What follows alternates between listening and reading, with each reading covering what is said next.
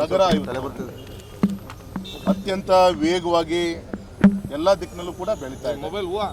ಕಾರಣ ನಮ್ಮ ಮಲೆನಾಡಿನ ಹೆಬ್ಬಾಗಿಲು ಶಿವಮೊಗ್ಗ ನಗರಕ್ಕೆ ಎಲ್ಲ ರೀತಿಯಂಥ ಒಂದು ಇನ್ಫ್ರಾಸ್ಟ್ರಕ್ಚರ್ ಡೆವಲಪ್ಮೆಂಟ್ ಆಗ್ತಾ ಇದೆ, ಜನಸಂಖ್ಯೆ ಹೆಚ್ಚಾಗ್ತಾ ಇದೆ. ಸೊ ಅವ್ರಿಗೆ ಬೇಕಾದಂಥ ಮೂಲಭೂತ ಸೌಕರ್ಯಗಳನ್ನು ಕೊಡಬೇಕಾಗಿರೋದು ನಮ್ಮೆಲ್ಲರದು ಕರ್ತವ್ಯನೂ ಕೂಡ ಹೌದು. ಸೊ ಈ ದೃಷ್ಟಿಯಿಂದ ನಮ್ಮ Vidyanagar railway gate LC number 46 ಹಿಂದೆ ನ್ಯಾಷನಲ್ ಹೈವೇ ಇಲಾಖೆಯಿಂದ ಸುಮಾರು 46 ಕೋಟಿ ವೆಚ್ಚವನ್ನು ಮಾಡಿ ರೋಡ್ ಓವರ್ ಬ್ರಿಡ್ಜನ್ನು ನಾವು ಮಾಡುವಂಥ ಕೆಲಸಗಳು ಆಗಿತ್ತು. ಆದರೆ ಈ ಒಂದು ಸರೌಂಡಿಂಗ್ನಲ್ಲಿ ವಿಶೇಷವಾಗಿ ನಮ್ಮ ವಿದ್ಯಾನಗರ ಇರ್ಬೋದು, ಚಿಕ್ಕಲ್ ಇರ್ಬೋದು, ಶಾಂತಮ್ಮ ಲೇಔಟ್ ಇರ್ಬೋದು, ಅರ್ಕೇಶ್ವರ ದೇವಸ್ಥಾನ ಈ ಭಾಗದಿಂದ ಜನ ಬರಲಿಕ್ಕೆ ಆ ಓವರ್ ಬ್ರಿಡ್ಜ್ ಹತ್ತು ಬರಲಿಕ್ಕೂ ಅದು ಕೂಡ ದೂರ ಆಗ್ತಾ ಇದೆ. ಹಾಗಾಗಿ ನಮ್ಮ ಗೌರಂತ ಶಾಸಕರಂತ ಚನ್ನಬಸಪ್ಪನವರು ಮತ್ತು ಈ ಭಾಗದ ಮುಖಂಡರುಗಳು ಸಲಹೆ ಕೊಟ್ಟರು, ಇಲ್ಲೊಂದು ಅಂಡರ್ ಪಾಸ್ ಮಾಡಿದ್ರೆ ಇಲ್ಲಿಯ ಒಂದು ಮನೆಗಳಿಗೆ ರೆಸಿಡೆನ್ಷಿಯಲ್ ಏರಿಯಾದಲ್ಲಿ ತುಂಬ ಅನುಕೂಲ ಆಗುತ್ತೆ ಅಂತೇಳಿ ಸಲಹೆ ಮೇರೆಗೆ ಇವತ್ತು ನಮ್ಮ ಕೇಂದ್ರ ಸರ್ಕಾರ ಸುಮಾರು 3 ರಿಂದ 5 ಕೋಟಿ ರೂಪಾಯಿ ಅನುದಾನವನ್ನು ಕೊಟ್ಟು ರೈಲ್ವೆ ಪ್ರಾಪರ್ಟಿ ಜಾಗದಲ್ಲೇ ಈ ಒಂದು ಅಂಡರ್ ಪಾಸನ್ನು ಮಾಡುವಂಥ ಕೆಲಸ. ಇಲ್ಲಿ 2 ಕಡೆಯಿಂದ ಅಂಡರ್ ಪಾಸ್ ಬರುತ್ತೆ. ಒಂದು ಈ ಫಾರೆಸ್ಟು CCF ಆಫೀಸ್ ಕಡೆಯಿಂದನೂ ಒಂದು ಬರುತ್ತೆ, ಇನ್ನೊಂದು ಈ ರೈಟ್ ಸೈಡಿಂದನೂ ಕೂಡ ಬರುತ್ತೆ. 2 ಅಂಡರ್ ಪಾಸ್ ಬಂದು ಒಂದು ಜಂಕ್ಷನ್ಗೆ ಜಾಯಿನ್ ಆಗುತ್ತೆ. ಮತ್ತು ಇನ್ ಫ್ಯೂಚರ್ ನಮ್ಮ ರೈಲ್ವೆ ಡಬ್ಲಿಂಗ್ ಆಯಿತು ಅಂದರೆ ಈಗಾಗಲೇ ನಿಮ್ಗೆ ಗೊತ್ತಿರ್ಬೋದು, ನಮ್ಮ ಬೀರೂರು ಶಿವಮೊಗ್ಗ ಡಬ್ಲಿಂಗ್ ಕಾನ್ಸೆಪ್ಟು ಇದೆ. ಸೊ ನಾಳೆ ಅದಕ್ಕೂ ಕೂಡ ಎಫೆಕ್ಟ್ ಆಗೋದ ರೀತಿಯಲ್ಲಿ ಕೆಳಗಡೆ ಅಂಡರ್ ಪಾಸನ್ನು ಇನ್ನು ವೈಡ್ನಿಂಗ್ ಮಾಡುವಂಥ ಕೆಲಸನೂ ಕೂಡ ಇದ್ರ ಮುಖಾಂತರ ಆಗ್ತಾಯಿದೆ ಅಂತೇಳಿ ಸಂದರ್ಭದಲ್ಲಿ ನಾನು ಹೇಳಲಿಕ್ಕೆ ಇಚ್ಛೆಪಡ್ತೇನೆ. ನಮಗೆ ಗೊತ್ತಿರಲಿ, ಈಗಾಗಲೇ ನಮ್ಮ ಶಿವಮೊಗ್ಗ ನಗರದಲ್ಲಿ ಹಿಂದೆ ಎಲ್ಲರ ಸಹಕಾರದಿಂದ ನಮ್ಮ ವಿದ್ಯಾನಗರದ ಬಿಟ್ಟರೆ ಜೊತೆಗೆ ಸವಳಂಗ ಅಂಡರ್ ಪಾಸು ಅಲ್ಲೊಂದಾಗಿರ್ಬೋದು, ಸೋಮನಕೊಪ್ಪ ರಸ್ತೆಯಲ್ಲಿ ಮೇಲ್ಸೇತುವೆ ಆಯಿತು, ನಮ್ಮ ದೂರವಾಣಿ ಬಡಾವಣೆ PNT ಕಾಲೋನಿ ಅಲ್ಲೊಂದು ಅಂಡರ್ ಪಾಸ್ ಇರ್ಬೋದು, ಮತ್ತು ನಮ್ಮ ಭದ್ರಾವತಿ ಕಡದಕಟ್ಟೆ ಅಲ್ಲೂ ಕೂಡ ಸೇತುವೆ ಆಗಿದ್ದು ನಮಗೆಲ್ಲರೂ ಕೂಡ ಗೊತ್ತಂಥ ವಿಚಾರ. ಇವತ್ತು ಸುಮಾರು 100 ಕೋಟಿ ವೆಚ್ಚವನ್ನು ಮಾಡಿ ನಮ್ಮ ಶಿವಮೊಗ್ಗ ಜಿಲ್ಲೆಗೆ ಅನುಕೂಲ ಆಗಬೇಕು ಅಂತೇಳಿ ಕುಂಸಿ ಹತ್ರ ರೈಲ್ವೆ ಕ್ರಾಸಿಂಗ್ ಬರುತ್ತೆ, ಅಲ್ಲೊಂದು ಅಂಡರ್ ಪಾಸ್ ಸ್ಯಾಂಕ್ಷನ್ ಆಗಿದೆ. ಎಡೆಹಳ್ಳಿ ಅಲ್ಲೂ ಕೂಡ ಒಂದು ಸ್ಯಾಂಕ್ಷನ್ ಆಗಿದೆ. ಹೊಸೂರು ಮತ್ತು ತಾಳ್ಗುಪ್ಪ ಸುಮಾರು 120 ಕೋಟಿ ವೆಚ್ಚವನ್ನು ಮಾಡಿ ಅಲ್ಲಿ ಅಂಡರ್ ಪಾಸನ್ನು 2 ಮಾಡುವಂಥ ಕೆಲಸ. ಮತ್ತು ನಾವು ನಮ್ಮ ಶಾಸಕರು ಈಗಾಗಲೇ ಬೊಮ್ಮನಕಟ್ಟೆ ಹತ್ರ ನೋಡ್ಕೊತ ಬಂದಿದ್ವಿ. ಫ್ರೀಡಮ್ ಪಾರ್ಕು ಆ ಎಡ್ಜಿಂದ ಬೊಮ್ಮನಕಟ್ಟೆಗೂ ಕೂಡ ಆ ಭಾಗದಲ್ಲಿ ವಸತಿ ಏರಿಯಾ ತುಂಬ ಎಕ್ಸ್ಪೆನ್ಷನ್ ಆಗ್ತಾ ಇರೋದ್ರಿಂದ ಅಲ್ಲೂ ಕೂಡ ಸುಮಾರು 40 ಕೋಟಿ 26 ಕೋಟಿ ವೆಚ್ಚವನ್ನು ಮಾಡಿ ಒಟ್ಟು ಆಕ್ವಿಷನ್ ಇದೆಲ್ಲ ಸೇರಿ 70 ಕೋಟಿ ವೆಚ್ಚವನ್ನು ಮಾಡಿ ಅಲ್ಲೂ ಕೂಡ ಆಗ್ತಾ ಇದೆ.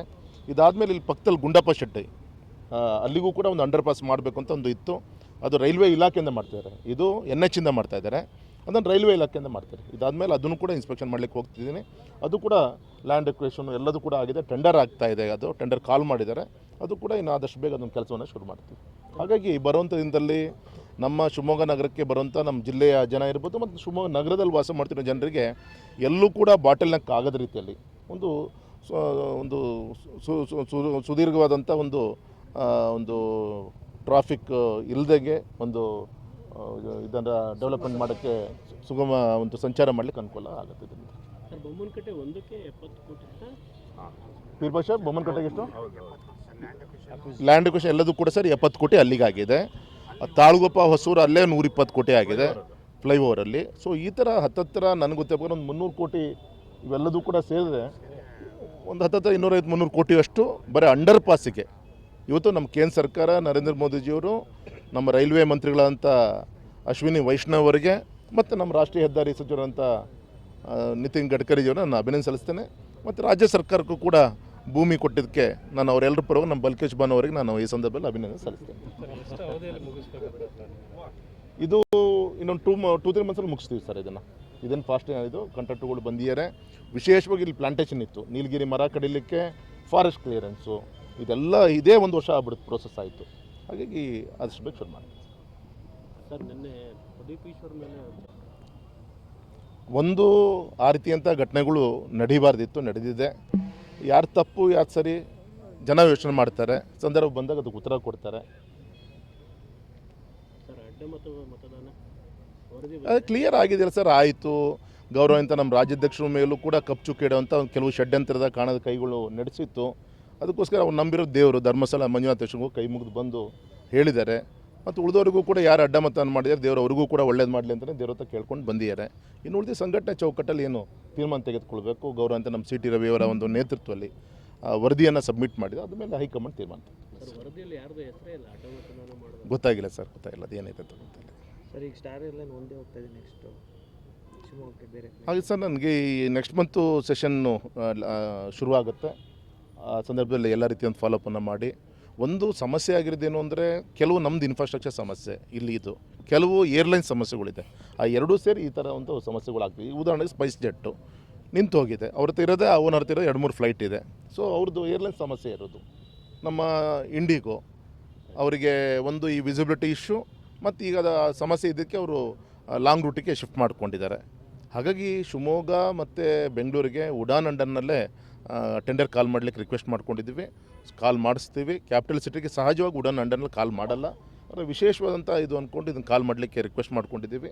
ಟೆಂಡರ್ ಕರೆದ ಮೇಲೆ ಕೆಲವು ಏಜೆನ್ಸಿಗಳಿಗೆ ನಾವೇ ರಿಕ್ವೆಸ್ಟ್ ಮಾಡಿಕೊಂಡು ಟೆಂಡರ್ ಪಾರ್ಟಿಸಿಪೇಟ್ ಮಾಡಿ ನಮ್ಮ ಮಲೆನಾಡಿಗೆ ಫ್ಲೈಟನ್ನು ಬಿಡಿ ಅಂತ ನಾವು ರಿಕ್ವೆಸ್ಟ್ ಮಾಡೋರಿದ್ವಿ. ಆದಷ್ಟು ಬೇಗ ಶುರು ಮಾಡಿಸ್ತೀವಿ. ಸರ್ ಸ್ಥಳೀಯ ಕೇಂದ್ರ ಇವರು ಸ್ಥಳೀಯ ಕಾಂಗ್ರೆಸ್ ನಾಯಕರು ಕೇಂದ್ರದ ಸರ್ಕಾರದ ಸಮಸ್ಯೆ ಇರೋದ್ರಿಂದ ವಿಮಾನ ಹಾರಾಟ ಬಂದಾಗಿದೆ ಅಂತ ಹೇಳ್ತಿದ್ದಾರೆ. ಹೇಳಿ ಅಪ್ಪ, ಅದು ಏನು ಅಂತ ಹೇಳಿ. ಮೊನ್ನೆ ನಮ್ಮ ಮಂಜುನಾಥ್ ಗೌಡರು ನಮ್ಮ ನಾಯಕರು ಸ್ಟೇಟ್ಮೆಂಟ್ ಮಾಡಿದ್ರು, ನಾನು ನೋಡಿದ್ದೀನಿ. ನಾನು ಏನು ಕೇಂದ್ರ ಸರ್ಕಾರದ ಏನು ಸಮಸ್ಯೆ ಅಂತ ಹೇಳಲಪ್ಪ. ಏನು ಸಮಸ್ಯೆ ಇದೆಯಪ್ಪ? ಕ್ಲಿಯರ್ ಕಟ್ಟಾಗಿ ಏಜೆನ್ಸಿಯವ್ರು ಹೇಳಿದ್ರು, ನಮಗೆ night landing facility visibility issue ಇರೋದ್ರಿಂದ ಫ್ಲೈಟ್ಗಳು ಹಿಂದಿನ ಒಂದು ಮಾನ್ಸೂನಲ್ಲಿ ಬಂದು ಅರ್ಧಕ್ಕೆ ಹಾರಾಟ ಮಾಡಿ ಇಲ್ಲಿ 8 ರೌಂಡ್ ಹಾಕಿ ವಾಪಸ್ ಹೋಗಿ ಭೂಮಿ ಕಾಣದೆ, ರನ್ವೇ ಕಾಣದೆ ಹೋದಂಥ ಉದಾಹರಣೆಗಳು ಆ ಥರ ನಂಬರ್ ಆಫ್ ಲಾಸಸ್ ಆಗ್ತಾಯಿದೆ ನಮಗೆ. ಹಾಗೆ ನಿಮ್ದೊಂದು ಸತಿ ವಿಸಿಬಿಲಿಟಿ ಇಶ್ಯೂ ಒಂದು ಕ್ಲಿಯರ್ ಆಗಿಬಿಡಲಿ, ನೈಟ್ ಲ್ಯಾಂಡಿಂಗ್ ಫೆಸಿಲಿಟಿ ಮುಗಿದು ಬಿಡಲಿ, ಆಮೇಲೆ ನಾವು ಪರ್ಮನೆಂಟಾಗಿ ಬಿಡ್ತೀವಿ ಅಂತ ಹೇಳಿ. It is a temporary stoppage ಮಾಡಿರೋದವ್ರು, ಏನು ಪರ್ಮನೆಂಟ್ ಅಲ್ಲ. ಅದು ಇಂಡಿಗೋ ಇರ್ಬೋದು, ಸ್ಪೈಸ್ ಜೆಟ್ ಇರ್ಬೋದು, ಟೆಂಪ್ರವರಿ 2-3 ಮಂತ್ಸಿಗೋಸ್ಕರ ನಿಲ್ಲಿಸಿದ್ದಾರೆ ಅಲ್ವಾ. ಕೇಂದ್ರ ಸರ್ಕಾರದಿಂದ ಈಗ ಒಂದು ಏರ್ಪೋರ್ಟ್ ಅಂದ್ರೆ ಏನು, ಒಂದು ಇನ್ಫ್ರಾಸ್ಟ್ರಕ್ಚರ್ ಡೆವಲಪ್ಮೆಂಟ್ ಇರ್ಬೋದು, ನೆಕ್ಸ್ಟ್ ಲೈಸೆನ್ಸ್ ಪ್ರೋಸೆಸ್ ಇರ್ಬೋದು, ಆಮೇಲೆ ಆಪ್ರೇಟಿಂಗ್ ಪ್ರೋಸೆಸ್ ಇರ್ಬೋದು. ಈ ಮೂರಲ್ಲೂ ಕೂಡ ನಾವು ಸಕ್ಸಸ್ ಮಾಡಿದ್ದೀವಿ ತಾನೆ. ನೈಟ್ ಲ್ಯಾಂಡಿಂಗಿಗೆ ಸುಮಾರು 40 ಎಕರೆ ಫಾರೆಸ್ಟ್ ಜಾಗವನ್ನು ನಾನು ಏರ್ಪೋರ್ಟ್ ಅಥಾರಿಟಿಗೆ ಹ್ಯಾಂಡ್ ಓವರ್ ಮಾಡಿಕೊಟ್ಟೆ. ನಮ್ಮ ಯಡಿಯೂರಪ್ಪನವರ ಅಧಿಕಾರಿ ಅವಧಿ ಆ ಸಂದರ್ಭ ಮುಗೀತು. ಪಾಪ ಆಮೇಲೆ ಟೆಂಡರ್ ಮಾಡಿದ್ದಾರೆ, 5-6 ಕೋಟಿ ನಮ್ಮ ರಾಜ್ಯ ಸರ್ಕಾರ ಕೊಟ್ಟಿದೆ. ಕೆಲಸ ಆಗ್ತಾಯಿದೆ, ಕೆಲಸ ಮುಗಿಬೇಕಾಗಿದೆ. ಆದರೆ ವಿತಿನ್ ಟೈಮಲ್ಲಿ ಏನಾಗಬೇಕಿತ್ತು ಆಗಲಿದ್ದಂಥ ಒಂದು ತಪ್ಪಿಗೆ ಮಧ್ಯೆ ಈ ರೀತಿಯಂಥ ಜನರಿಗೆ ಒಂದು ಸಮಸ್ಯೆ ಆಗಿದೆ. ಬರೋದು ಸರಿಯಾಗುತ್ತೆ. Thank you.